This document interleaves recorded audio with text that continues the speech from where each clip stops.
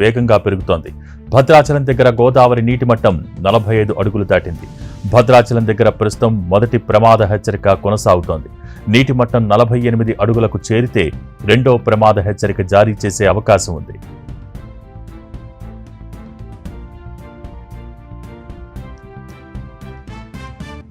ఇటు ధవళేశ్వరం బ్యారేజ్ దగ్గర గోదావరి నీటి మట్టం 9 అడుగులకు చేరుకుంది. బ్యారేజ్ నుంచి 5,48,800 175 గేట్లను 1 మీటరు మేర ఎత్తి వరద నీటిని దిగువకు వదులుతున్నారు. ధవళేశ్వరం దగ్గర గోదావరి నీటి మట్టం మరింత పెరిగే అవకాశం ఉంది. దీంతో అధికార యంత్రాంగం అప్రమత్తమైంది. గోదావరి పరివాహక ప్రాంతాల్లోని అన్ని తహసీల్దార్ కార్యాలయాల్లో కంట్రోల్ రూమ్లు ఏర్పాటు చేశారు. గోదావరి వరద పరిస్థితిని అంచనా వేసి పరివాహక ప్రాంత ప్రజల్ని అప్రమత్తం చేస్తున్నారు.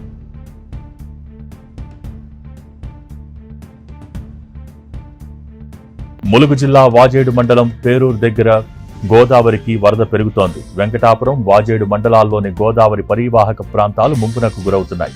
ఇప్పటికే పంట పొలాలు జలమయమయ్యాయి. గోదావరికి ఎగువ నుంచి వస్తున్న వరదతో తెలంగాణ సరిహద్దులోని టేకులగూడెం దగ్గర రేగుమాగు వాగు పొంగింది. 163 జాతీయ రహదారిపై వరద చేరటంతో తెలంగాణ, ఛత్తీస్గఢ్ రాష్ట్రాలకు రాకపోకలు నిలిచిపోయాయి.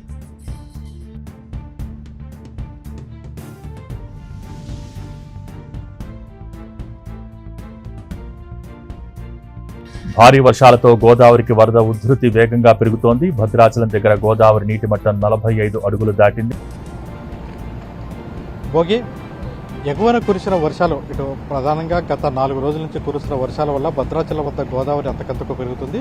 అయితే భద్రాచలం వద్ద గోదావరికి ఎప్పుడు సెప్టెంబర్లో వరద వస్తుంటుంది. అయితే ఈసారి మాత్రం జూలైలోనే వరద వచ్చింది. అయితే ఈసారి వరద రాదని భావించారు. కానీ ప్రస్తుతం అయితే అంతకంతకు గోదావరి పెరుగుతున్న పరిస్థితి. ప్రధానంగా భద్రాచలం వద్ద ప్రస్తుతం 45.9 అడుగుల వరకు చేరుకుంది. మరో 2 అడుగులు పెరిగితే రెండవ ప్రమాద హెచ్చరికని జారీ చేస్తారు.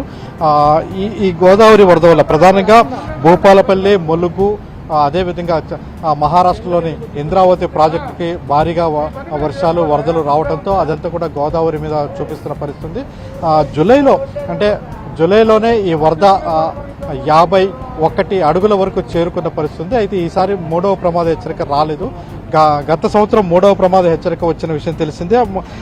గత సంవత్సరం వచ్చిన తర్వాత మళ్ళీ ఈ సంవత్సరం అయితే ఇప్పటివరకు 3వ ప్రమాద హెచ్చరిక స్థాయి రాలేదు. కానీ ఇప్పుడు చూస్తుంటే పైన ఇంద్రావతి దగ్గర నుంచి దిగువన శబరి నది వరకు ఈ 2 నదులు భారీగా పోటెత్తడంతో గోదావరి వరద అంతకంతకు పెరుగుతున్న పరిస్థితి. ప్రస్తుతం భద్రాచలం నుంచి ఛత్తీస్గఢ్, ఒరిస్సా వెళ్లే రహదారి కూడా మూసుకుపోయింది. అంటే బోర్డర్లో కుంట వద్ద ఉన్న చెట్టి వద్ద శబరి నది పొంగి ఆ శబరి నదికి సంబంధించి నీళ్లన్నీ కూడా రోడ్డు మీదకి రావడంతో చెట్టి వద్ద రోడ్డు మీద నీళ్లు రావడంతో రాకపోకలు నిలిపివేశారు. దీంతో వాహనాలన్నీ కూడా భద్రాచలం, పాల్వంచల్లోనే నిలిపివేస్తున్న పరిస్థితి ఉంది. అదేవిధంగా అంటే ఇటు ఛత్తీస్గఢ్, అటు ఒడిశా ఈ 2 రాష్ట్రాలకి రాకపోకలకు పూర్తిగా నిలిచిపోయిన పరిస్థితి ఉంది. ప్రస్తుతం ఈ సిచ్యువేషన్ చూసినట్టయితే ఇంకా మరింతగా పెరిగే అవకాశం ఉందనేది చెప్తున్నారు. ప్రధానంగా ఇప్పుడున్న పరిస్థితిలో 48 అడుగులు కనుక దాటితే కొంత తెలంగాణ ప్రాంతంలో అనేక ప్రాంతాల్లో అంటే గ్రామాలకి ప్రధానంగా భద్రాద్రి కొత్తగూడెం జిల్లా, అదేవిధంగా దిగువన ఆంధ్రప్రదేశ్ సంబంధించి వీటి ప్రాంతాల్లో కొంత వరద పెరిగే అవకాశం ఉంటుంది. ఈ నేపథ్యంలో 48 అడుగులు దాటితే మాత్రం అనేక గ్రామాలకి నీళ్ళు వస్తాయి. అయితే 48 నుంచి 53 అడుగుల మధ్య వరద కనుక భద్రాచలం వద్ద ఉంటే మాత్రం చర్ల, దుమ్మగూడెం మండలాల్లోని 17 గ్రామాలకి అంటే భద్రాచలంతో రాకపోకలు నిలిచిపోతాయి. అయితే 53 అడుగులు దాటితే మాత్రం చర్ల, దుమ్మగూడెం, భద్రాచలం, పూర్గంపాడు, అశ్వాపురం, మనుగూరు, పినపాక మండలాల్లో 48 గ్రామాలకు ముంపుకు గురయ్యే పరిస్థితి.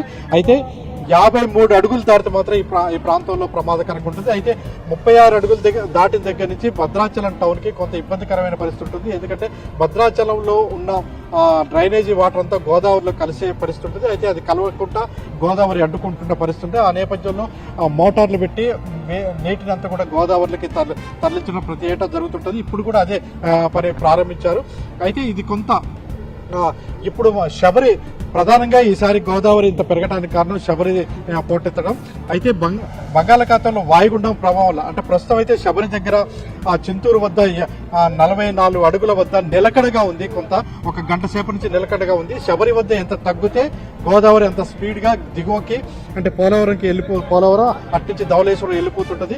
అయితే శబరి వద్ద చాలా స్పీడ్గా నిన్నటి నుంచి రావటం వల్ల ఈ గోదావరికి వరద పోటెత్తిన పరిస్థితి ఉంది.